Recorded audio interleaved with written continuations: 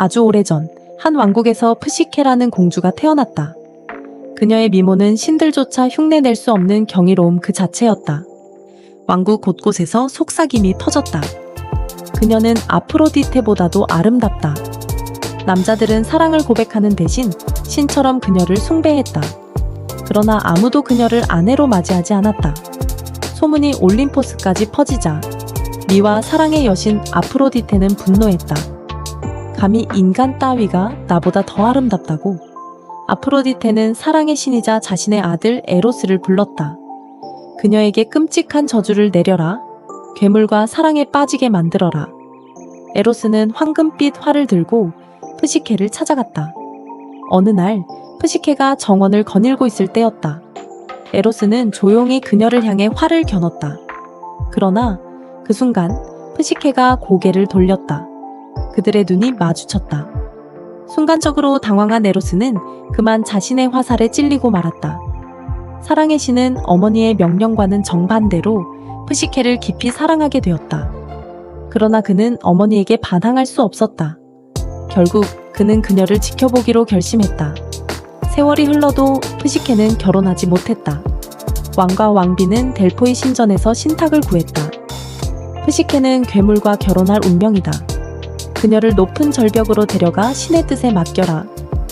왕과 왕비는 절망했지만 신의 뜻을 거설 수 없었다.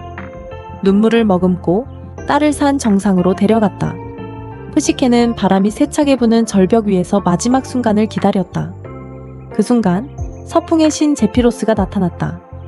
강렬한 바람이 그녀를 감싸 안고 신비로운 궁전으로 데려갔다. 밤이 되자 보이지 않는 존재가 속삭였다. 나의 얼굴을 절대 보지 말 것. 프시케는 얼굴을 볼 수 없었지만 그의 다정한 속삭임과 따뜻한 손길에 사랑을 느꼈다. 어느 날 프시케의 자매들이 그녀를 찾아왔다. 그들은 프시케를 불안하게 만들기 위해 속삭였다.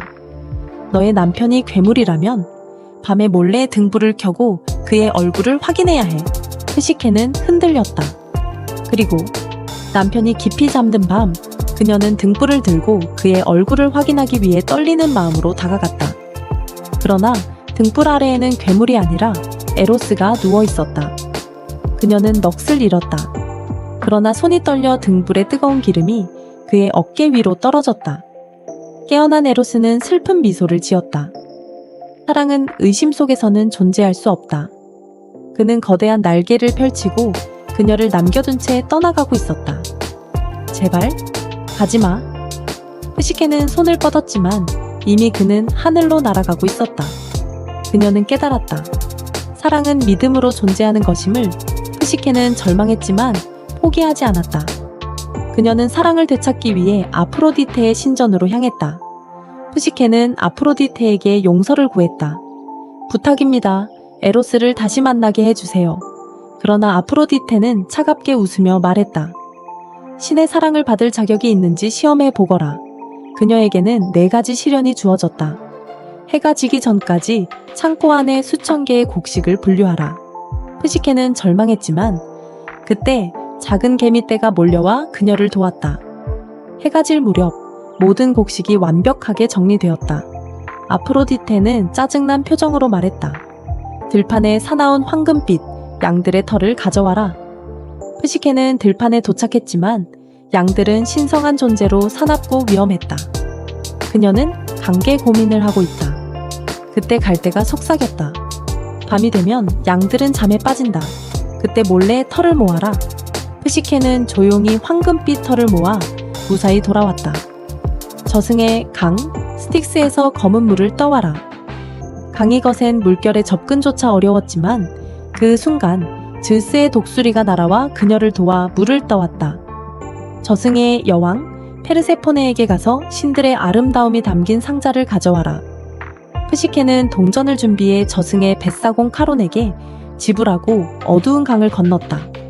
페르세포네는 조용히 상자를 건네며 말했다. 이 안에 신들의 아름다움이 담겨 있다. 절대 열어보지 마라. 그러나 돌아오는 길, 프시케는 유혹을 참지 못하고 상자를 열었다. 그 순간 깊은 잠에 빠져 쓰러졌다. 그러나 그녀를 여전히 사랑했던 에로스가 나타났다. 그는 푸시케를 조심스럽게 안아올려 부드럽게 키스했다. 그 순간 그녀의 눈이 천천히 떠졌다. 에로스는 올림포스로 가 즈스에게 간청했다. 그녀를 저와 함께할 수 있게 해주세요. 즈스는 그녀에게 암브로시아를 건넸고 그녀는 불멸의 신이 되었다. 그리고 올림푸스에서 에로스와 푸시케의 결혼이 허락되었다. 그들의 사랑은 영원히 이어졌다. 더 많은 신화 이야기, 구독과 알림, 좋아요